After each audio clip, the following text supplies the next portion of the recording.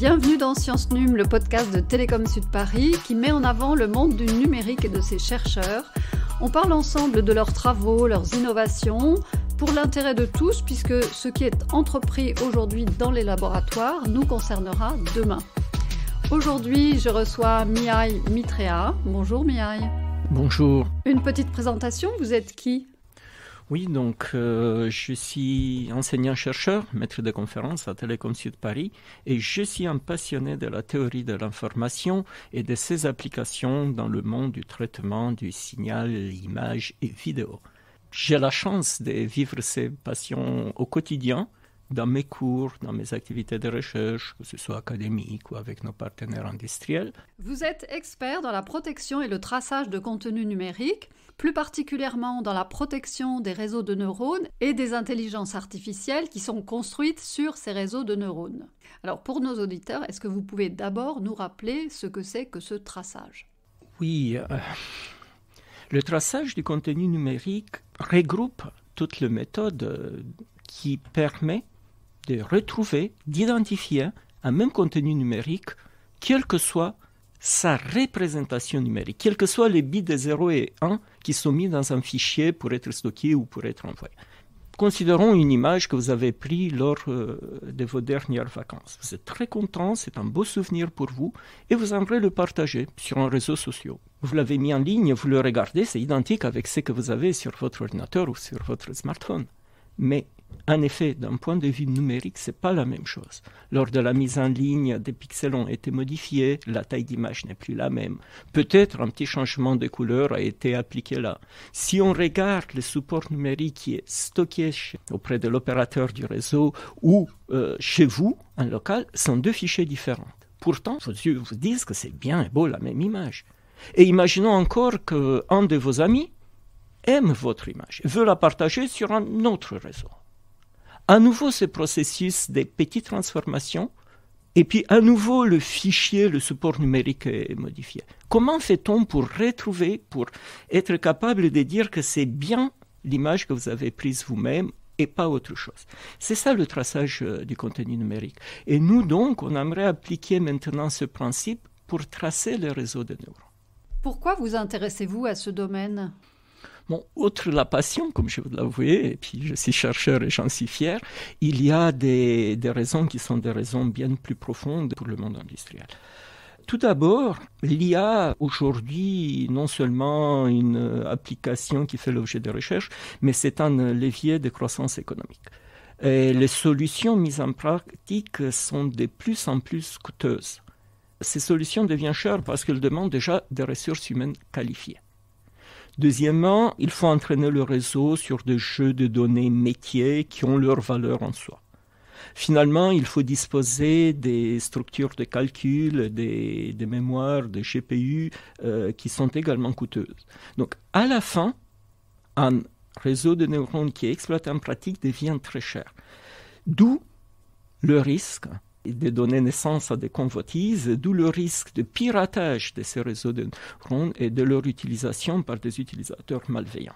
Ça, c'est la première raison, c'est donc assurer le droit de propriété intellectuelle, tracer automatiquement le droit de propriété intellectuelle pour les réseaux de neurones. D'autre côté, ces réseaux et ces intelligences artificielles sont utilisés également dans des applications critiques. Prenons l'exemple d'une voiture automatique qui transporte des passagers ou une marchandise quelconque. C'est essentiel de s'assurer que l'intelligence artificielle n'a pas été modifiée d'une façon malicieuse. C'est essentiel de s'assurer que les décisions qui sont prises lors de cette conduite automatique ne sont pas impactées par un utilisateur malveillant. Donc notre deuxième raison est également de s'assurer de l'intégrité des réseaux de neurones et de leurs décisions lors de l'utilisation.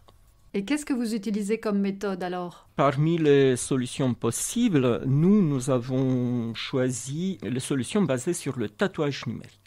Le tatouage numérique regroupe des méthodes qui permettent d'insérer des données supplémentaires dans un contenu, dans un réseau de neurones dans notre cas. Ce processus d'insertion des données supplémentaires pour assurer le traçage comporte plusieurs propriétés, bien sûr. Il s'agit tout d'abord de la taille de l'information insérée, de la quantité d'informations insérées. Il faut qu'elle soit assez grande pour permettre justement de tracer les endroits, les utilisateurs autorisés, peut-être les conditions d'utilisation de ce réseau. Il y a ensuite, comme deuxième propriété, l'imperceptibilité. Il ne faut en aucun cas que ces données supplémentaires insérées dans le contenu diminuent la qualité du réseau de neurones. Donc, le résultat donné par le réseau de neurones, la suggestion, la décision prise par l'intelligence artificielle doit être la même avant ou après l'insertion des données. Troisième propriété, on a également la robustesse. Que veut dire la robustesse ? C'est une propriété qui dit que cette marque, ces données additionnelles, une fois insérées, doivent résister à toutes les modifications ultérieures. Malveillantes, que ce soit un pirate qui est conscient qu'on a protégé notre réseau et qui veut l'enlever, ou pas forcément, ça peut être des modifications qui sont communes dans l'utilisation d'un réseau de neurones. Nous, on cherche trouver des méthodes de tatouage pour les réseaux de neurones et on veut que ces méthodes qu'on va trouver soient à la fois imperceptibles et robustes et qu'elles permettent d'insérer une quantité d'informations nécessaires pour l'application ciblée. Mais comment faites-vous pour aboutir à ces méthodes ? Je vous avais dit, moi je suis passionné des théories de l'information, donc je vais y chercher. Non, c'était un peu une blague ce que j'ai dit, mais pas à un tel point que ça. Pour le traçage du contenu image ou vidéo, la théorie d'information a fait déjà ses preuves. Donc nous, dans notre recherche, on part avec l'idée que ces concepts fondamentaux des théories de l'information peuvent être reconsidérés dans ce nouveau cadre applicatif du traçage du réseau de neurones. Les propriétés de transparence, de robustesse et de quantité d'informations vont se retrouver comme des contraintes qui vont donner un problème qui peut être résolu par la théorie de l'information. Et le résultat va devenir un jeu de règles qui va nous expliquer comment modifier le processus d'entraînement du réseau de neurones pour y insérer notre marque. Vous évoluez dans un domaine très concurrentiel, vous n'êtes pas le seul dans le champ du tatouage de contenu numérique. Où réside l'originalité de vos travaux ? Dans ce contexte, notre approche peut être caractérisée par plusieurs éléments différenciateurs. Tout d'abord, nous, en tant qu'académiques, on aimerait bien dresser les bases théoriques de ce domaine qui, pour l'instant, reste très applicatif. Dans une deuxième étape, une fois qu'on a ce modèle, on aimerait explorer le périmètre applicatif. Jusqu'où on peut aller dans le traçage des réseaux de neurones et surtout à quel prix. Ensuite, dans un troisième lieu, on aimerait fournir à la communauté internationale une collection de logiciels open source qui va permettre d'évaluer d'une façon objective les performances des méthodes de tatouage de réseaux de neurones. On a également comme spécificité dans notre école la participation auprès des instances de normalisation internationale. Et donc, je suis très content de vous annoncer qu'il y a un tout nouveau standard, il y a moins d'une semaine, qu'on a promu auprès d'une organisation internationale qui s'appelle MPAI, donc Multimedia Processing by Artificial Intelligence. Et donc, il y a une nouvelle norme qui s'appelle MPAI, Neural Network Watermarking. Bravo. Depuis le début de cette interview, vous utilisez souvent le « nous » ou le « on ». Alors, qui se cache derrière cela ?